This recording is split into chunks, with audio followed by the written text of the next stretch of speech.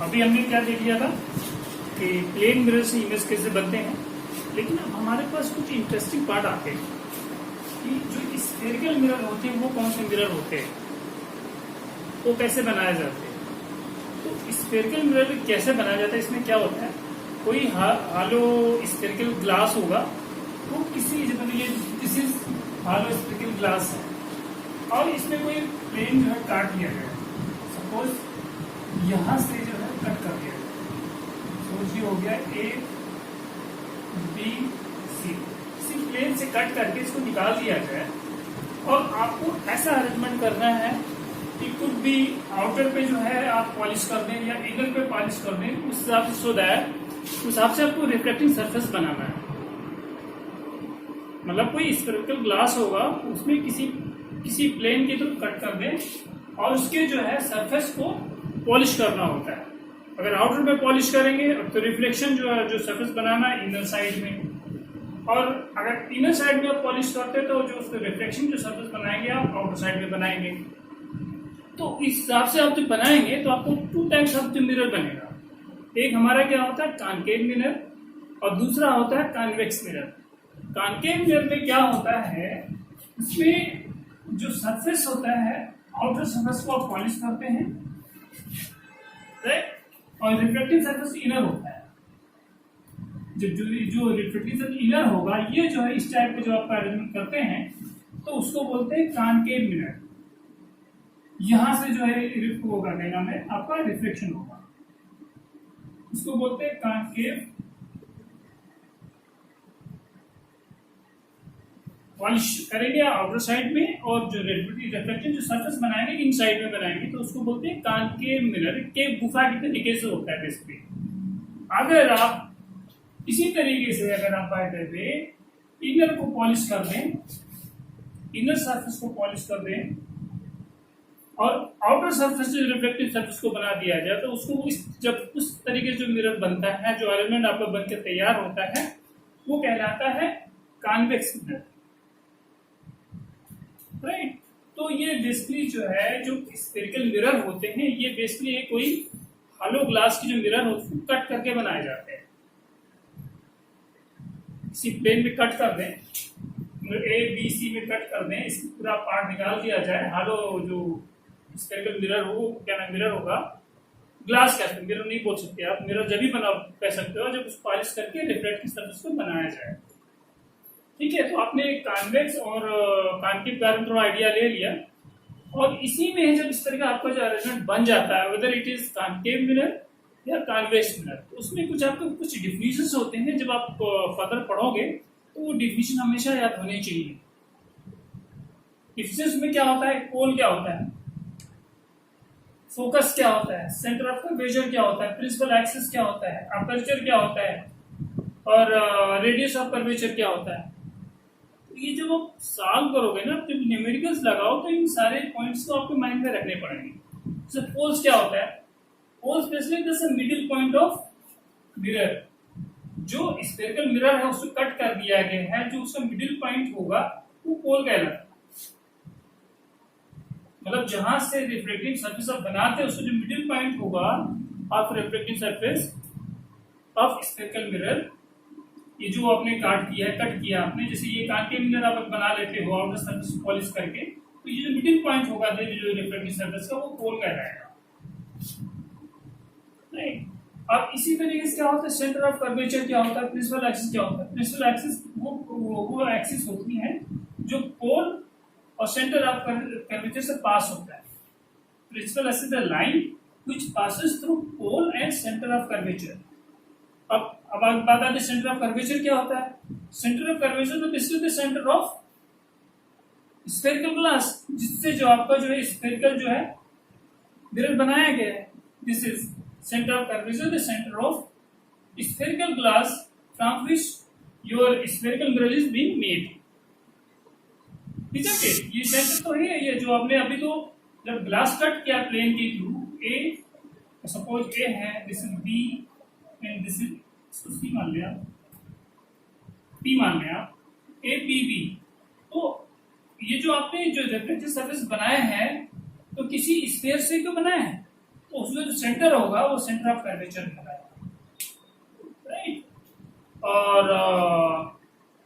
और क्या रह गया, ये तो this is centre of curvature आपने बता ही दिया, पोल बता ही दिया, फोकस क्या होता है, फोकस एंड एपर्चर क्या होता है, और radius of curvature, radius of curvature. देखिए अभी जो आपका जो स्फेरिकल में जो मिरर बना हुआ है, whether it is convex mirror या कॉनकेव मिरर, तो this is distance between P and B, centre of curvature, और जो उसका जो एंड पॉइंट है ये रेडियस ऑफ कर्वेचर, मतलब this one B, B and C जो होगा ये हमारा जो है रेडियस ऑफ कर्वेचर कहलाएगा, राइट। और एपर्चर क्या होता है, जो आपने जो जितनी रिफ्लेक्टिव सरफेस बनाया है, जैसे ए एंड बी, यहां से यहां तक तो पूरा रिफ्लेक्टिव सरफेस है, ये जो डिस्टेंस होगा ए बी जो होगा, ये जो होगा उसको कहलाते हैं, क्या कहते हैं आप, एपर्चर बोलते हैं, जिससे जो रिफ्लेक्शन होता है,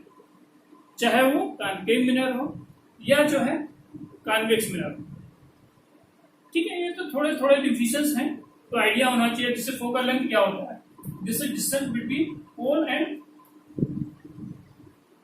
फोकस, ये इसकी डिस्टेंस होगी, ये फोकल लेंथ कहलाएगी, दिस वन, इजंट इट। तो ये थोड़े थोड़े डिफिनेशंस आपको माइंड में हमेशा होने चाहिए। पोल क्या होता है, सेंटर ऑफ कर्वेचर क्या होता है, प्रिंसिपल एक्सिस क्या होता है, एपर्चर क्या होता है, ठीक है, एंड रेडियस ऑफ कर्वेचर क्या होता है। ये छोटे से डिफिनेशंस है, तो माइंड में थोड़ा क्लियर होना चाहिए। जी बच्चों, जब आप लोग मिरर की जो न्यूमेरिकल को जो सॉल्व करोगे, तो आपने एक माइंड में दिमाग में रखना पड़ेगा फोकल पॉइंट और रेडियस ऑफ कर्वेचर, दोनों का भी काफी इम्पोर्टेंट रोल होता है। तो अगर हम फोकल पॉइंट की बात करते हैं, फोकल पॉइंट का डिफिनेशन आपको आइडिया में हमेशा दिमाग में होना चाहिए। ये क्या होता है, सपोज आप अगर देख रहे हैं कॉनकेव मिरर की केस में, कॉनकेव मिरर की केस में देख रहे हैं, तो this is the principal axis. अगर प्रिंसिपल एक्सिस के पहले जो भी रेज जाती है, जो भी रेज जाती है, रिफ्लेक्शन के बाद जिस पॉइंट पे अगर वो कन्वर्ज करें, दिस वन, जैसे ये गई है, रेज आ रही है, ये रेज आ रही है, रिफ्लेक्शन के बाद जिस पॉइंट पे वो जो है कन्वर्ज कर, जिस पॉइंट को मिलती है, उसी को बोलते हैं प्रिंसिपल फोकस, राइट। और ये दिस इज फॉर, कह सकते हो आप, ये दिस इज कॉनकेव मिरर के केस में होता है। कॉनकेव मिरर के केस में क्या होता है कि रेज जो क्या नाम है, रिफ्लेक्शन के बाद किसी पॉइंट पे जब कन्वर्ज होती मिलती है, उसी को जो फोकल पॉइंट बोलते हैं। इसी तरीके से बाय द वे अगर आप कॉन्वेक्स मिरर के केस में देखते हैं, तो उसमें क्या होगा, दिस इज प्रिंसिपल एक्सिस। तो अगर मान लो जो रिफ्लेक्शन सरफेस होता है आउटर होता है, तो अगर मान लो प्रिंसिपल एक्सिस पैरेलल अगर इंसिडेंट रेज आ रही है, ठीक है, दिस इज द रेज जो प्रिंसिपल एक्सिस के जो है पैरेलल आ रही है। इस इंसिडेंट होने के बाद रिफ्लेक्शन हो रही है, मतलब रिफ्लेक्शन होने के बाद जिस पॉइंट पे वो डाइवर्ज हो जाती है, लेकिन वो बैक साइड में जिस पॉइंट में मिलती है, this one, this one, this one, ये डाइवर्ज हो गई, डाइवर्ज हो गई, डाइवर्ज हो गई, तो जिस पॉइंट में मिलती है इसको फोकल पॉइंट बोलते हैं। मतलब this is for convex concave mirror की केस में, this is for convex mirror के केस में, डाइवर्जन, कन्वर्जन, ठीक है। तो अब जैसे आप देख रहे होते हैं, जब आप न्यूमेरिकल सब सॉल्व करते हो, सबसे पहले माइंड में हमेशा होना चाहिए जो भी डिस्टेंस आपको मेजर करना होगा वो पोल से ही मेजर करना होगा। जो भी डिस्टेंस आपको मेजर करना हो, चाहे वो ऑब्जेक्ट का डिस्टेंस मेजर करना हो मिरर से, या ये इमेज अगर जहां भी इमेज बन रही है उसका डिस्टेंस मेजर करना होगा, आपको पोल से ही मेजर करना होता है। तो इंसिडेंट जो इंसिडेंट लाइट होती है उसके अगर डायरेक्शन में जो डिस्टेंस आप मेजर करोगे यानी कि वो पॉजिटिव होगा। और ये जो प्रिंसिपल एक्सिस है, ये प्रिंसिपल एक्सिस है, उसको अपवर्ड डायरेक्शन में जो ऑब्जेक्ट की इमेज होगी हमेशा वो पॉजिटिव होगी। इमेज मतलब आप हाइट कह सकते हो, this is not height image, this is basically height of object. तो पैरेलल एक्सिस अपवर्ड है वो पॉजिटिव होगा, अगर वही है जो है इनकी जो हाइट अगर डाउनवर्ड होगी वो तो नेगेटिव होगा। राइट, ये माइंड में हमेशा होना चाहिए। अलोंग इंसिडेंट लाइट जो भी डिस्टेंस मेजर करो वो पॉजिटिव होगी, अगेंस्ट जो डिस्टेंस अगेंस्ट इंसिडेंट लाइट जो मेजर करोगे वो नेगेटिव होगा। राइट, और एक जो थोड़ा और भी माइंड में रखने की जरूरत पड़ेगी, जो कॉनकेव मिरर होता है उसका जो फोकल पॉइंट या रेडियस ऑफ कर्वेचर दोनों नेगेटिव होता है। रीजन वाज कि दोनों जो है अगेंस्ट इंसिडेंट लाइट ये लेते हैं ना, डिस्टेंस अगेंस्ट ले रहे हैं। ये इंसिडेंट लाइट इस साइड में जा रही है लेकिन उसका जो फोकस हम इधर ले रहे हैं और रेडियस ऑफ कर्वेचर इधर ले रहे हैं, तो दोनों नेगेटिव होगा। लेकिन जो कॉन्वेक्स मिरर के केस में होता है वो फोकल जो पॉइंट या फोकल लेंथ जो भी आप बात करते हैं, ये फोकल पॉइंट है, ये डिस्टेंस और रेडियस ऑफ कर्वेचर दोनों अलोंग इंसिडेंट ऑफ लाइट होता है, तो हम उसको पॉजिटिव लेते हैं। तो ये स्मॉल थिंग है जो आपको हमेशा माइंड में रखने पड़ेंगे while you are calculating the numericals. Right, तो ये थोड़ा सा आइडिया होना चाहिए, focal point, radius of curvature and ये जो है साइनिंग जो है रूल्स, जो क्वेश्चन न्यूमेरिकल सॉल्व करोगे, तो ये हमेशा माइंड में होना चाहिए। Right,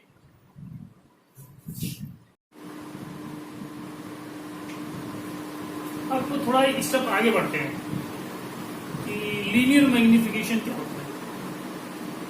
linear magnification of concave mirror and convex mirror. तो दिस इज द मैग्निफिकेशन यानी कि ratio of height of the image to the height of the image object.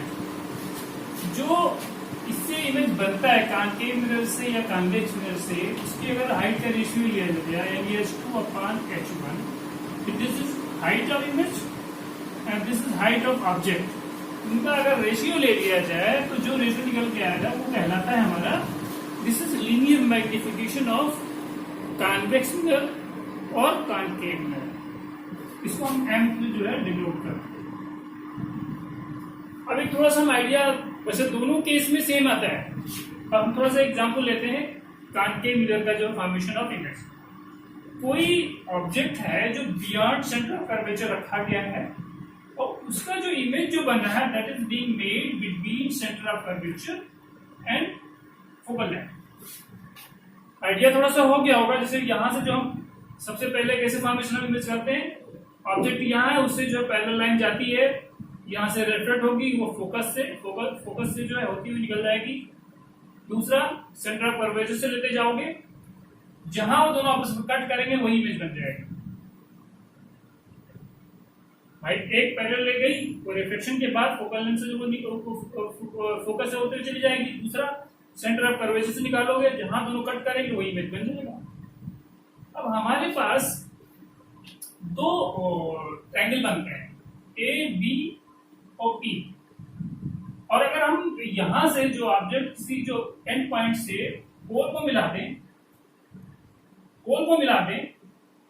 और वो जो है जहां इमेज बना उससे पास होगा, तो हमारे पास दो ट्रायंगल बनेंगे ए बी पी और ए डैश बी डैश पी। दोनों का यूज कर लें क्योंकि दोनों कॉन्ग्रुएंट हैं। ज्योमेट्री का यूज करेंगे थोड़ा सा, तो कॉन्ग्रुएंट होने की वजह से क्या हो जाएगा, जो इमेज का रेशियो है यानी कि this one and this one, image A dash B dash upon A dash B, sorry A B, image का और ऑब्जेक्ट का जो रेशियो होगा दैट विल बी, जब कॉन्ग्रुएंट होते हैं तो बी पी डिवाइड, मतलब ये हो गया B dash P divided by B P, मतलब कॉन्ग्रुएंट होगा उसी कंडीशन में होता है, यानी कि जो इमेज की जो हाइट होगी और ऑब्जेक्ट की जो हाइट उसका रेशियो लोगे और वो इक्वल होगा जो पोल से जो डिस्टेंस होगा, मतलब इमेज का जो पोल से डिस्टेंस है B dash P divided by pole से ऑब्जेक्ट का डिस्टेंस हो गया, ये हो गया। अब हमें यहां यूज करना है क्या, law of convention of sign. A dash B dash क्या है, ये रिवर्स में बनता है, तो हाइट क्या हो जाएगा, h2 माइनस में आएगा, चूंकि वो प्रिंसिपल एक्सिस डाउनवर्ड है तो हाइट माइनस में होगा, ए भी ऊपर है तो ये प्लस में होगा h1। बी डैश भी क्या है, बी डैश भी क्या है, image of object, image of object क्या हो जाएगा, माइनस,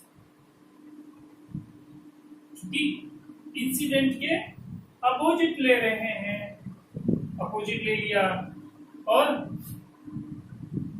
क्या है, बीपी,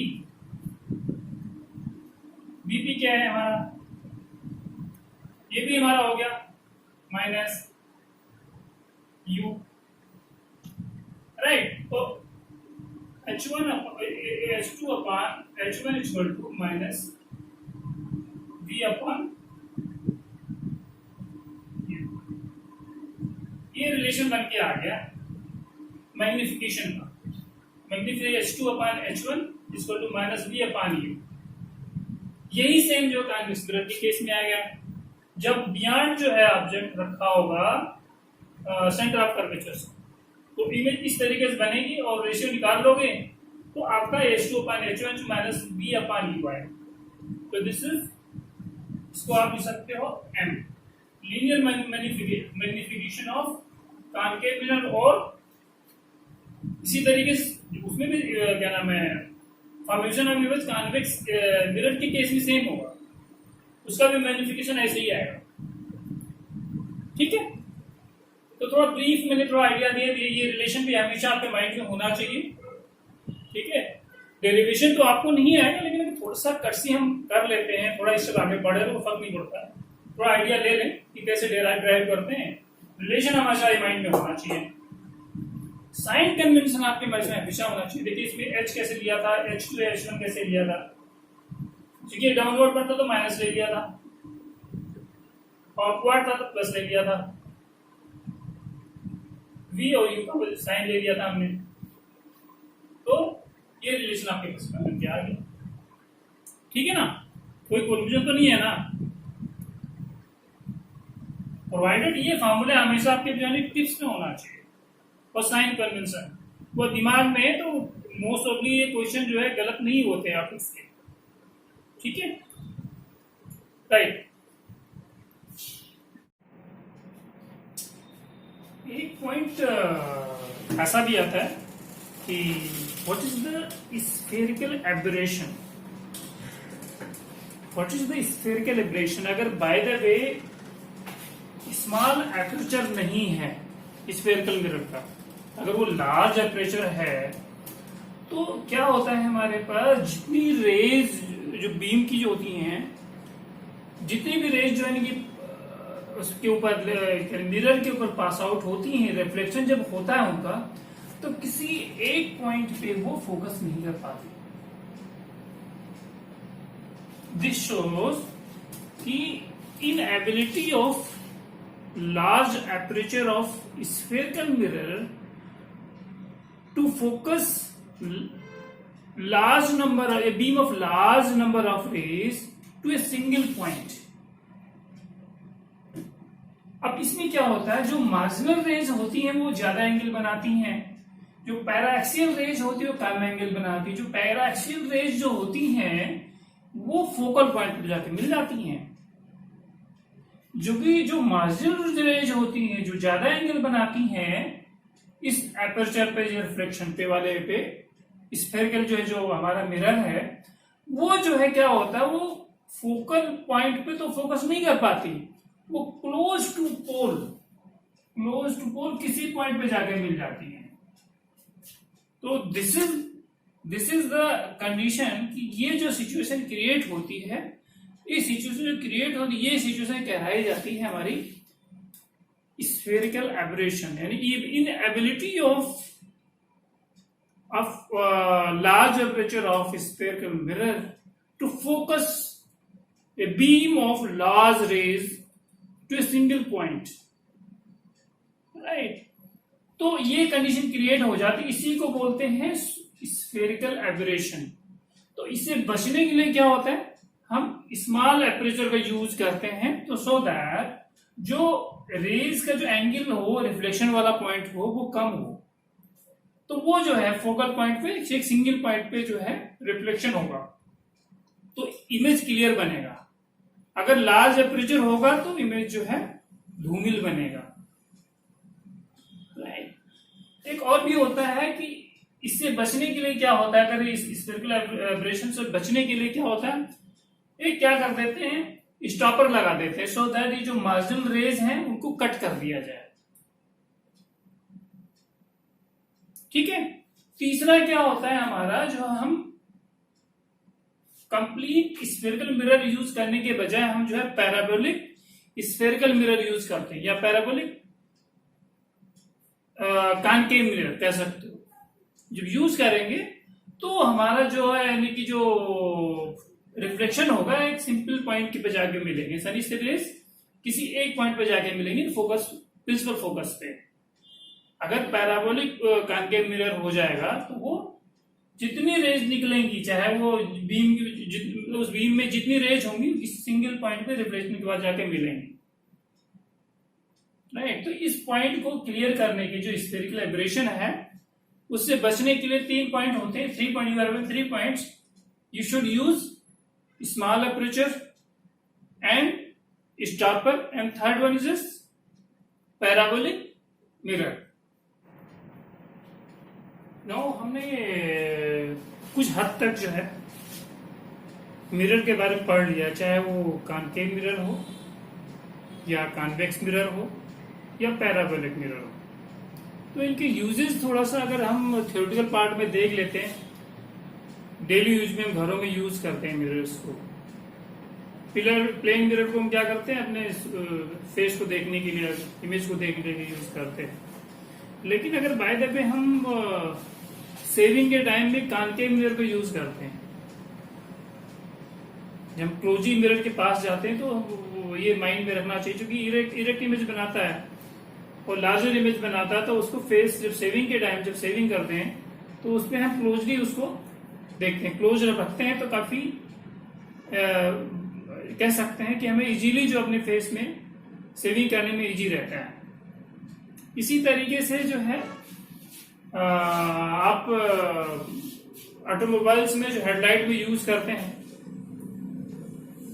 देखा होगा, वहां भी जो है ना कि कॉनकेव मिरर को यूज करते हैं। अगर उसके फोकस पे हम लाइट को रख देते हैं कॉनकेव मिरर के, तो जो रिफ्लेक्शन के बाद लाइट काफी दूर जाती है। और एक चीज और भी होता है कि जब डॉक्टर्स वगैरह जब ऑपरेशन वगैरह करते हैं, लाइक जैसे आईज या थ्रोट में देखने के लिए, तो अपने जो कॉनकेव मिरर को अपने हेड पे बैंड के थ्रू बांध लेते हैं, और जो लैंप की जो लाइट उसके ऊपर पड़ती है, तो थ्रोट और ईयर में जो है क्लोजी देख सकते हैं, तो वहां यूज करते हैं। और एक रेटिना में, यानी कि जो आई का ऑपरेशन होता है, रेटिना को देखने के लिए, विजुअल देखने के लिए, वहां भी यूज करते हैं। कोई जो हमारा bye the way concave mirror होगा, उसके बीच में होल होगा, तो होल के दूसरी साइड से वो देखता है डॉक्टर, तो रेटिना को जब देखता है, तो रिफ्लेक्शन के बाद क्या होगा, रेटिना जो विजिबल होता है। राइट। तो ये थोड़ा सा पॉइंट है जो थ्योरेटिकल पार्ट है, कॉनकेव मिरर को कहाँ यूज हम करते हैं, सेविंग के टाइम भी यूज करते हैं, थ्रोट ईयर का ऑपरेशन जो करते जाता है डॉक्टर, वहां यूज करता है। रेटिना में जो है कि जब आप आंख का ऑपरेशन करते हो, वहां भी देख सकता हो। और ऑटोमोबाइल में हेडलाइट पे अजय रिफ्लेक्टर यूज करते हैं। और कार में जो है कि जो कॉन्वेक्स मिरर भी यूज करते हैं, जब देखते हैं ना जो है कि रेयर व्यू मिरर है, रेयर व्यू मिरर हम यानी कि पीछे से कोई अगर व्हीकल आ रही होती है, उसको देखने के लिए हमेशा जो है कॉन्वेक्स मिरर की यूज करते हैं। रीजन वर्स की जो उसका जो है अपर्चर होता है, उसका लार्ज व्यू होता है, प्लेन मिरर नहीं लगा सकते, उसमें कम व्यू होता है। लेकिन अगर आप बाय द वे हमने कॉन्वेक्स मिरर यूज कर लिया, तो उसका जो एरिया ज्यादा हो जाता है, क्योंकि वो छोटा इमेज बनाता है और इरेक्ट इमेज बनाता है, इरेक्ट इमेज बनाता है, तो उसको ज्यादा एरिया मिल जाता है। यानी इजीली हम बैक साइड में जो, चाहे कोई भी चीज आ रहा होता है, चाहे वो ऑटो कोई व्हीकल आ रही है तो उसको इजीली देख सकते हो। तो you will be using rear view mirror. फिर उसके बाद आता है पैराबोलिक। पैराबोलिक तो आपको मैंने बता ही दिया कि जो स्फेरिकल एब्रेशन को कम करने के लिए पैराबोलिक मिरर को यूज करते हैं। ठीक है, अगर उसके फोकल पॉइंट पे जो है अगर लाइट रख देते हैं तो रिफ्लेक्शन के बाद लाइट बहुत डिस्टेंस तक जाती है।